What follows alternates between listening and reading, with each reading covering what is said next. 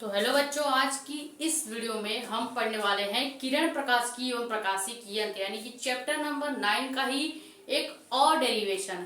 और आपको बता दें कि अभी सिर्फ इसके बाद एक और डेरिवेशन आने वाला है जो कि क्या होगा आपका हाइगन्स के सिद्धांत के अनुसार अपवर्तन का नियम। आज हम आपको क्या पढ़ाएंगे, हाइगन्स के द्वितीयक तरंगिकाओं के सिद्धांत द्वारा परावर्तन की व्याख्या। कल हम आपको क्या पढ़ाएंगे, इसी सिद्धांत के द्वारा अपवर्तन की व्याख्या। और उसके बाद आपका कंप्लीट हो जाएगा पूरा का पूरा जो फिजिक्स के सारे 5 नंबर वाले क्वेश्चंस थे वो। ठीक है, एक बार पहले कैमरा और ये सब चेक कर लेने दीजिए।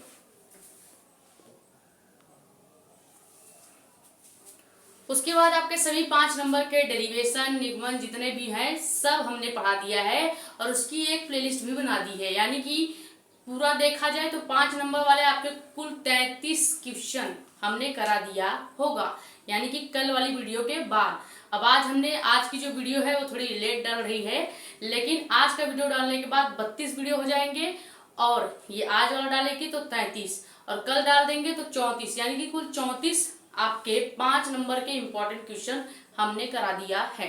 और उसकी एक प्लेलिस्ट भी हमने बना दी है जो कि किस नाम से है, क्लास 12 फिजिक्स इंपॉर्टेंट डेरिवेशन 2025-26 करके वो प्लेलिस्ट हमने बनाई हुई है। आप वो प्लेलिस्ट पे जाएंगे और एक तरफ से सारी वीडियो अगर जिन्होंने नहीं देखी है देख लेंगे, और जो इस चैनल पर नए हैं तो चैनल को सब्सक्राइब करके बेल आइकन को प्रेस कर दे। साथ ही साथ हमारे इन सभी वीडियोस को ज्यादा से ज्यादा कर दे शेयर, ताकि और भी लोग जुड़े और वो ऐसे कठिन टॉपिक जैसे दर्पण फार्मूला और लेंस मेकअप फार्मूला ये सब आसानी से सीख सकें। वीडियो हमारी थोड़ी लंबी जरूर होती है, बट हमारी कोशिश ये रहती है कि हम बेसिक से हार्ड लेवल तक जो आपकी ये डेरिवेशंस है उसको और ज्यादा आसान बना दें। तो आज के इस वीडियो में हम क्या पढ़ेंगे, हाइगन्स के द्वितीय तरंगिकाओं के सिद्धांत द्वारा परावर्तन की व्याख्या। ठीक है, सबसे पहले हम डायग्राम को समझेंगे। ये लिखा हुआ तो आपको डायग्राम में ही जो हम समझाएंगे वही चीजें लिखी हुई है। सबसे पहले हम डायग्राम में समझते हैं। डायग्राम में क्या है कि हम मानेंगे कि कोई एक परावर्तक, ये क्या है, पृष्ठ है। परावर्तक पृष्ठ मतलब होता है वही आपका समतल दर्पण, जैसे कि कांच आपका जो होता है, कांच में आपने देखा होगा कि आप हमेशा कांच के एक ही साइड से अपना चेहरा देखते हैं, दूसरे साइड से नहीं। क्यों? क्योंकि दूसरे साइड पे कलई यानी कि कलर या पेंट लगाया जाता है। ठीक है, जब दूसरे साइड पे पेंट लगा दिया जाता है उसका मतलब क्या है कि इस तरह से कलर कर दिया जाता है। जो हमने ये ब्लैक ब्लैक किया है ना, वो ऐसे ही सजाने के लिए नहीं किया है, वो नीचे हमने कांच मतलब है और उसके नीचे कलर किया हुआ है, यानी उसका दूसरा पार्ट है जहां पे आप अपने चेहरे को नहीं देख पाते। ठीक, तो अब ये क्या मानेंगे, सबसे पहले कि माना एक Z और Z डैश क्या है, परावर्तक पृष्ठ है। परावर्तक पृष्ठ का मतलब है कि कोई किरण गिरेगी और ये परावर्तित यानी उसी दिशा में, जिस दिशा से आएगी उसके विपरीत दिशा में वापस चली जाएगी, वो क्या हो जाता है, आपका परावर्तक पृष्ठ कहलाएगा। ठीक, तो सबसे पहले क्या करेंगे कि माना Z डैश एक परावर्तक पृष्ठ है। ठीक है, एक क्या है, परावर्तक पृष्ठ है जिस पर एक समतल तरंगाग्र कौन है, ये देखें, ये वाला आपका तरंग है A, ये वाला तरंगाग्र A और सेम उसी साइड से ये वाला तरंग आ रहा है, यानी समतल हो जा रहे हैं। अब देखिए, ये तरंग मैं लेके आऊं और साथ ही साथ ये तरंग ले आऊं, दोनों तरंग जब साथ में आ रहे हैं तो यहां तक देखा जाए तो दोनों एक पैरेलल में आ रहे हैं, इस तरह से पैरेलल में आ रहे हैं यानी कि समतल हैं। तो यही हमने लिखा है कि जिस पर एक समतल तरंगाग्र A और B क्या हो रहे हैं, A और B तिरछे आपतित हो रहे हैं, यानी कि तिरछे गिर रहे हैं। यानी ये वाला जो तरंगाग्र आपका A है और ये वाला जो आ रहा है वो B है, दोनों एक साथ एक ही समय पे t बराबर 0 यानी 0 समय पे दोनों एक साथ यहाँ तक क्या आ रहे हैं, तिरछे आ रहे हैं, लेकिन समय लग रहा है दोनों को यहाँ तक आने में कितना, 0 समय लग रहा है। ठीक है, लेकिन अब आप देखेंगे कि A वाला तो यहाँ पे A बिंदु पे आकर रुक जाएगा, ये वाला जो आया तरंगाग्र, लेकिन जो आपका B तरंगाग्र है ये रुकेगा नहीं, ये यहाँ पे इसके साथ अभिलंब मिलाने के बाद भी A वाले बिंदु के साथ B वाले तरंगाग्र का अभिलंब मिलाने पर भी ये टी समय बाद यानी थोड़े समय बाद और आगे चला जाता है, कहाँ पे, आपके ए डैश बिंदु पे, ठीक है, ए डैश बिंदु पर आके मिल जाता है। फिर उसके बाद हमने वही लिख रखा है जिस पर एक समतल तरंगाग्र यानी ये ए बी तिरछा क्या हो रहा है, आपतित हो रहा है। माना यह टी बराबर 0 समय पर, यानी ए और बी टी बराबर 0 समय में क्या हो रहे हैं, यह बिंदु ए पर मिल रहे हैं, ठीक है, बिंदु ए पर, यानी यहाँ पे हमने अवलंब जो खींच दिया है, तो यानी इतना, बस अभी आप देखें, अभी आप इतना मत देखें, यानी हम कितना देखेंगे, सिर्फ यहाँ तक की किरण और यहाँ तक की किरण। उसके बाद हमने अवलंब से मिला दिया ए बिंदु पर, ठीक है, तो ये यहाँ तक ये ए और बी तरंगाग्र केवल टी बराबर, यहाँ पे लिख भी देते हैं, टी बराबर 0 समय पर पहुंचते हैं, ठीक, पर ए बिंदु पर पहुंचता है तथा टी समय के बाद, यानी कि अब ये जो किरण है बी वो टी समय पे बाद, टी बराबर टी समय, यानी कि थोड़े समय के बाद बी वाली तरंगाग्र जो है तथा टी समय पर या टी समय के बाद बी वाली तरंगाग्र ए डैश बिंदु, ये क्या है, ए डैश बिंदु पर पहुंच जाती है, ठीक, ये इसी डायग्राम से हमने लिख रखी है। अब क्या करेंगे, जैसे ही बी डैश जो बिंदु है टी समय के बाद ए डैश पर पहुंचता है, तब आप देखेंगे कि ये जो तरंगे हैं ए और ए डैश, ये तरंगे ए और ए डैश पर ही आपतित होती हैं, यानी कि पहले ये दोनों तरंगे आधे दूरी तक आएंगी, टी बराबर 0 समय पर ए बिंदु पर आपतित होंगी, इतना समझा। फिर ए तो वहीं रुक जाएगा और यहाँ से तुरंत क्या हो जाएगा, परावर्तित होके आगे चला जाएगा, लेकिन जो बी है वो यहाँ पे ए डैश पर आके मिलेगा या आपतित होगा, और अब यहाँ से आप वो क्या होगा, परावर्तित होगा, यानी जितना आपतित हो रहा है वो भी आपका समतल तरंगाग्र दिख रहा है इतना, और जहां से परावर्तन शुरू हो रहा है यानी यहाँ से भी देखेंगे आप एक समतल क्या बन रही है, तरंगाग्र निकल रही है, ठीक। तो जब ये तरंगे ए और ए डैश, यानी ये ए से मिला और ये ए डैश से, ये तरंगे का मतलब है कि ए तरंग और बी तरंगाग्र, ठीक, जब ये तरंगे ए और ए डैश पर आपतित होती हैं, तब हम क्या करेंगे, तभी हम हाइगेंस का सिद्धांत लगाएंगे, ठीक है, तभी हम क्या करेंगे, हाइगेंस का सिद्धांत लगाएंगे। ओके, यहां तक आपको पहले क्लियर है। अब जब हम हाइगेंस का सिद्धांत लगाएंगे तो हाइगेंस के सिद्धांत के अनुसार क्या होता है, हाइगेंस के सिद्धांत के अनुसार इन बिंदुओं से द्वितीयक तरंगाग्र क्या निकल रही है, ये देखिए, ये आपका ए बिंदु के आने से द्वितीयक तरंगाग्र ये निकल रहा है, ठीक, v वेग से, ये लिख दे रहे हैं v वेग से, और b बिंदु के जस्ट a डैश बिंदु से टकराने पर ये एक और तरंगाग्र निकल रहा है v वेग से, यानी ये दोनों जो तरंगाग्र निकल रही है ये v वेग से निकलती हैं। तो हाइगेंस के सिद्धांत के अनुसार इन बिंदुओं से द्वितीयक तरंगाग्र, एक ये वाला और एक ये वाला, v चाल के वेग से आगे बढ़ती है, ठीक है। अब क्या करेंगे कि जब बिंदु B यानी ये वाला जो तरंग है, जब बिंदु B या तरंग B, सॉरी, जब तरंग B, ये वाला तरंग अब आप देखें, A को आप छोड़ दें, अब जब तरंग B आप देखेंगे तो जब तरंग B A डैश पर पहुंचती है तो क्या होगा, तो तरंगे A बिंदु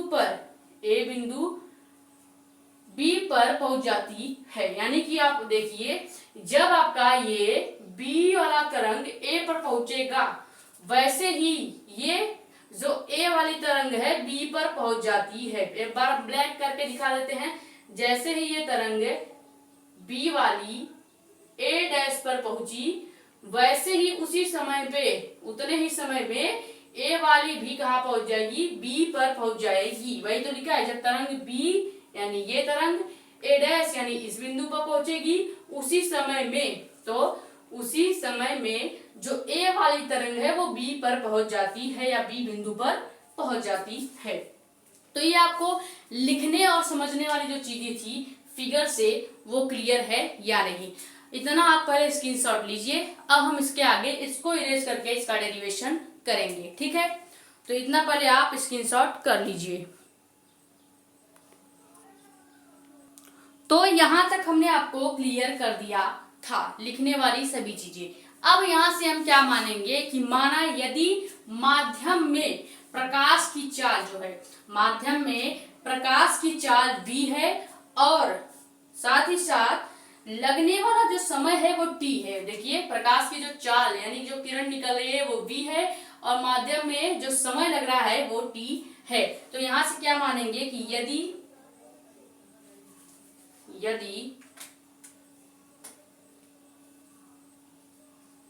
माध्यम में प्रकाश की चाल, प्रकाश यहाँ पे कोई लड़का नहीं है, ठीक है। प्रकाश वो जो आपकी ये किरणें आ रही हैं वो है, ठीक है। प्रकाश की चाल क्या है, v है तथा समय जो है वो t हो तो अब हम क्या निकालेंगे, जब आपका जो माध्यम में प्रकाश की चाल v हो और लगने वाला समय जो है वो क्या है यहाँ पे t हो, तब हम निकालेंगे दूरी। क्या निकालेंगे, दूरी निकालेंगे।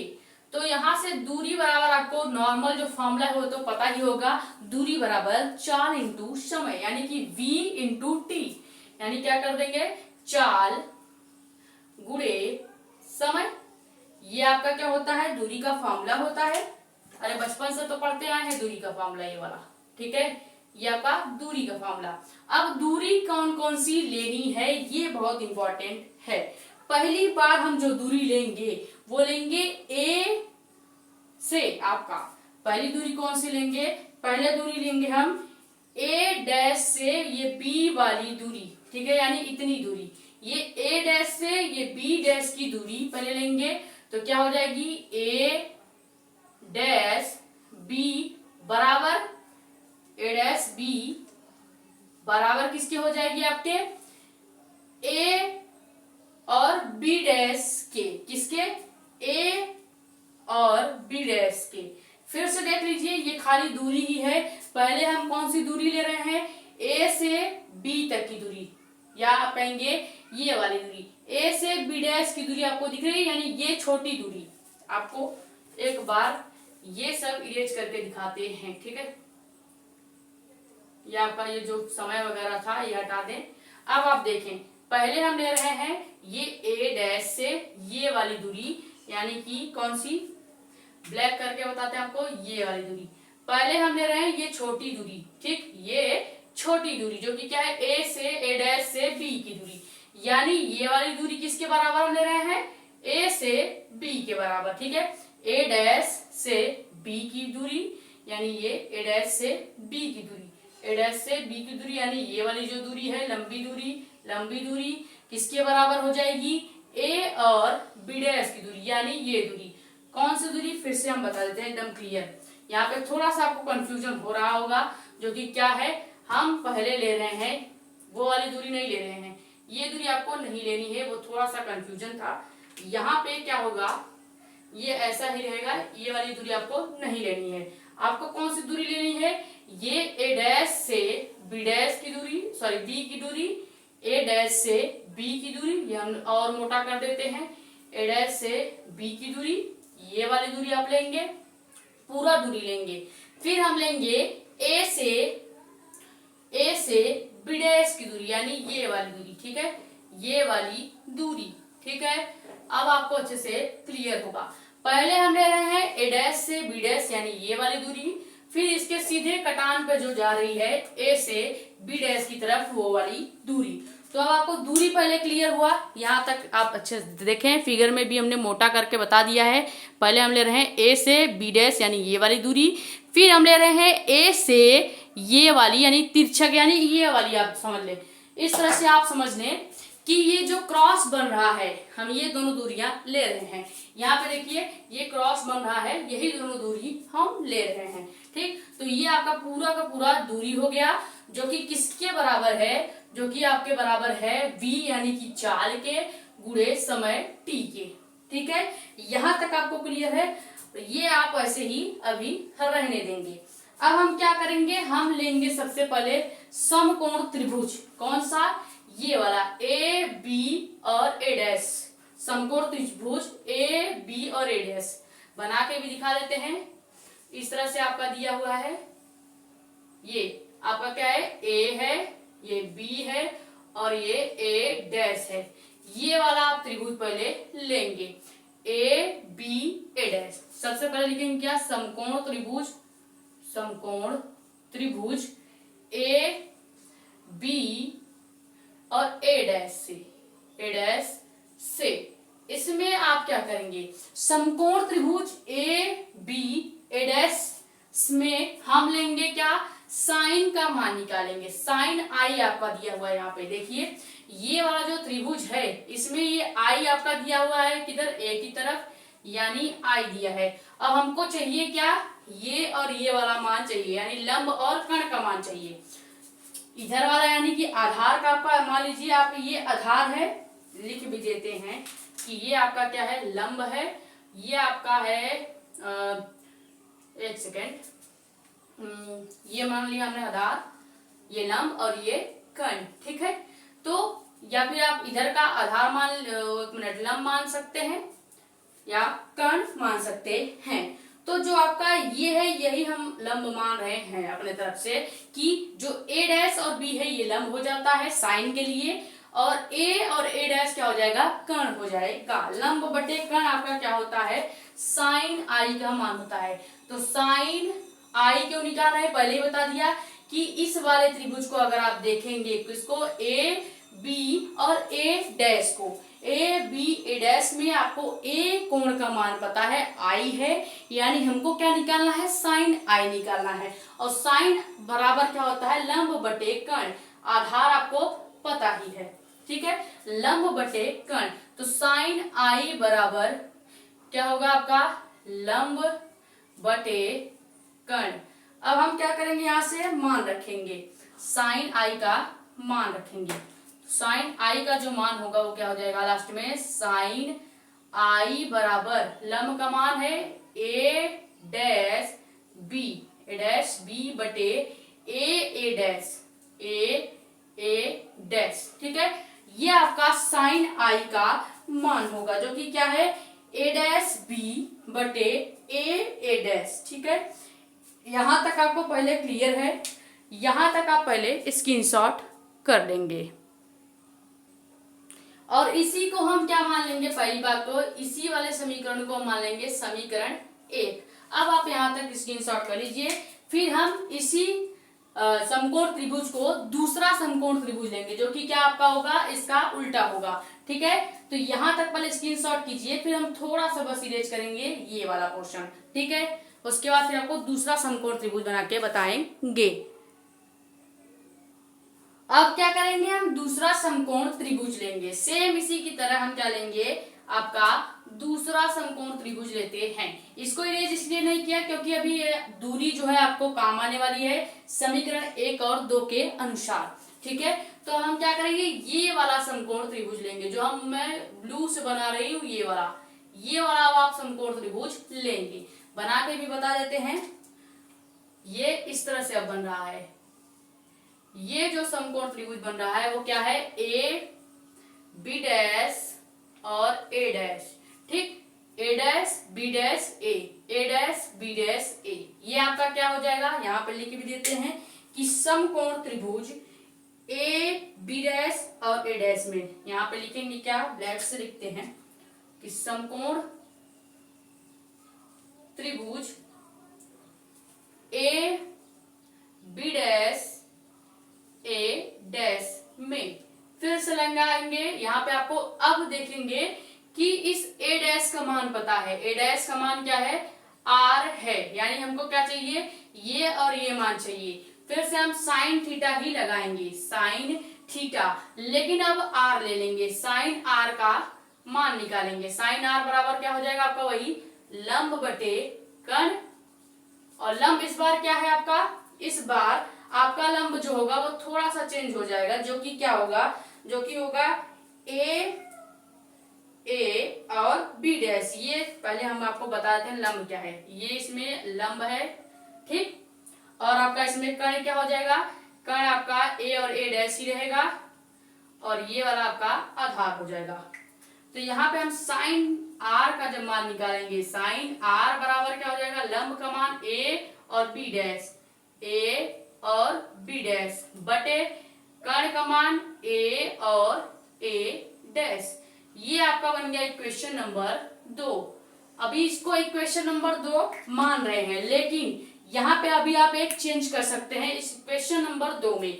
आप ध्यान से देखें, इक्वेशन नंबर 1 में क्या है, ए बी बी डैश की जगह पहले ए डैश आ रहा है, फिर बी आ रहा है, और यहाँ पे ए डैश की जगह क्या आ रहा है, ए और बी डैश आ रहा है। अब यहाँ पे आप देखिए, ये दूरी हमने क्यों निकाली थी, यहाँ पे जो ए डैश बी है वो आप लिख सकते हैं किसके बराबर, ए और बी डैश के बराबर। यानी आप ए और बी डैश के बराबर क्या लिख सकते हैं, ए डैश बी भी लिख सकते हैं। कैसे, क्योंकि दूरियां क्या है, बराबर हैं। यानी आप इस ए बी डैश, ए और बी डैश की जगह ए डैश बी भी लिख सकते हैं, इधर उधर कर सकते हैं, क्योंकि दूरी दोनों क्या है, समान है। देखिए हमने ए डैश बी बराबर ए बी डैश पहले से ही कर दिया, ताकि जब ए बी डैश आए तो उसके बराबर आप ए डैश बी लिख सकें। तो ये हम इक्वेशन नंबर हटा देंगे, यानी इसमें थोड़ा सा चेंज करके लिखेंगे, जो कि क्या हो जाएगी, पहले यहां तक आपको दिख रहा है कि नहीं, हाँ दिख रहा है।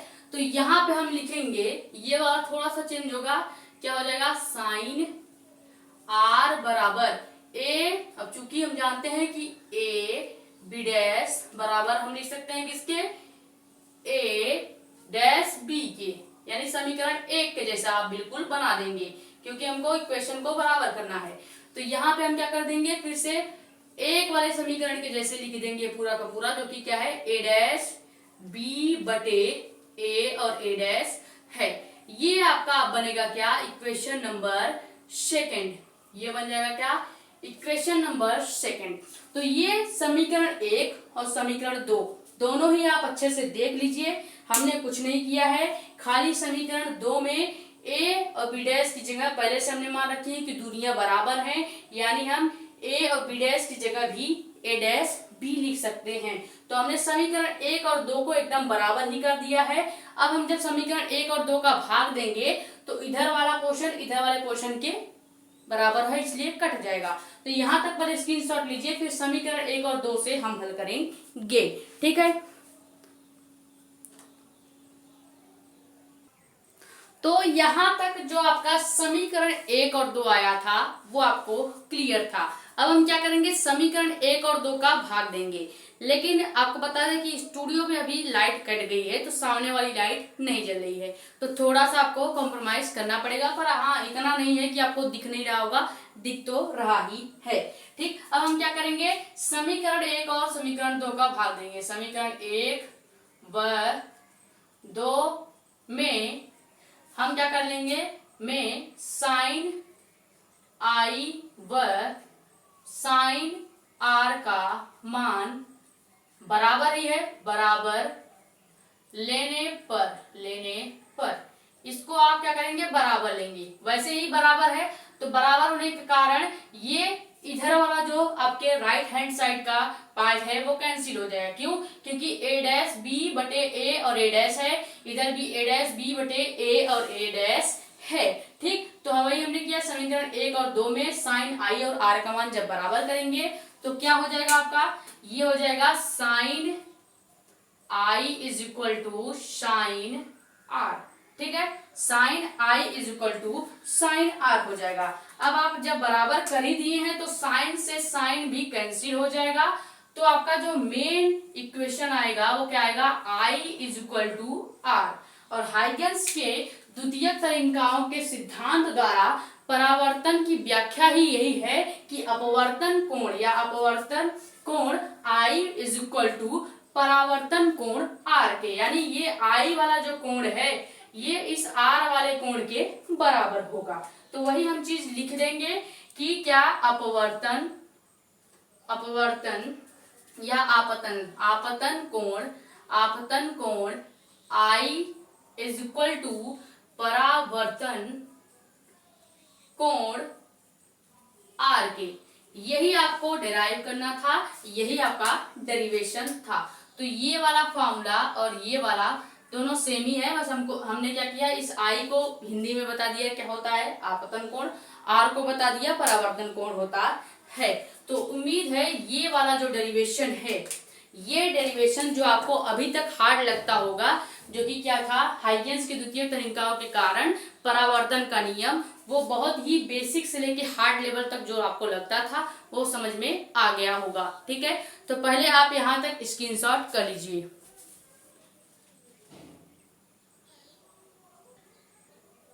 ठीक है, तो अगर आपको लेक्चर समझ में आ रहे हैं या आपको ये टॉपिक क्लियर हुआ, या इसके पहले के जितने भी टॉपिक्स अगर आपने पढ़े हैं, या आप अगर नए भी हैं तो पहले उसको पढ़ लीजिए। और अगर आपको टॉपिक सारे क्लियर हो रहे हैं तो ही आप वीडियो को लाइक करके चैनल को सब्सक्राइब करिएगा। ठीक है, तो चैनल को सब्सक्राइब करके बेल आइकन को कर देंगे आप प्रेस। साथ ही साथ एक प्यारा सा छोटा सा कमेंट या आपका जो डाउट हो वो आप पूछ सकते हैं यहाँ पे या हमारे पर्सनल टेलीग्राम चैनल पे, जो कि क्या है, जानकारी नीट की। ठीक है, और ज्यादा से ज्यादा इस वीडियो को कर देंगे शेयर। मिलते हैं किसी मजेदार टॉपिक के साथ, यानी कल जो हम पढ़ाएंगे वो टॉपिक क्या होगा, हाइगेंस के सिद्धांत के द्वारा ही अपवर्तन का नियम, जो कि थोड़ा सा चेंज हो जाएगा, बाकी यही चीजें रहने वाली हैं। ठीक है, और कल के बाद से यानी कि परसों से आपके 3 नंबर के सारे इंपॉर्टेंट क्वेश्चंस आपके सामने लाए जाएंगे, जो कि एकदम थ्योरी वाइज होंगे। ठीक है, यहाँ तक ही आपका डेरिवेशन था जो कि क्लियर हुआ, 5 नंबर के सारे ही हमने वीडियो करा दिए। अब आपको खाली 3 नंबर वाले क्वेश्चंस और 2 नंबर वाले क्वेश्चंस और न्यूमेरिकल्स कराने हैं, यानी सितंबर या अक्टूबर तक आपका ये फिजिक्स का पूरा इंपॉर्टेंट क्वेश्चंस, डेरिवेशन सब कुछ हो जाएगा। ठीक है, तो उन सब की अलग अलग हम प्लेलिस्ट बनाने वाले हैं। इसकी प्लेलिस्ट बना ही दी है, क्लास 12 फिजिक्स इंपॉर्टेंट डेरिवेशन करके है 2025-26, और हम आगे जो प्लेलिस्ट बनाएंगे वो भी ऐसे ही होगी, वो आपको कल वाले वीडियो में बता देंगे। Thank you.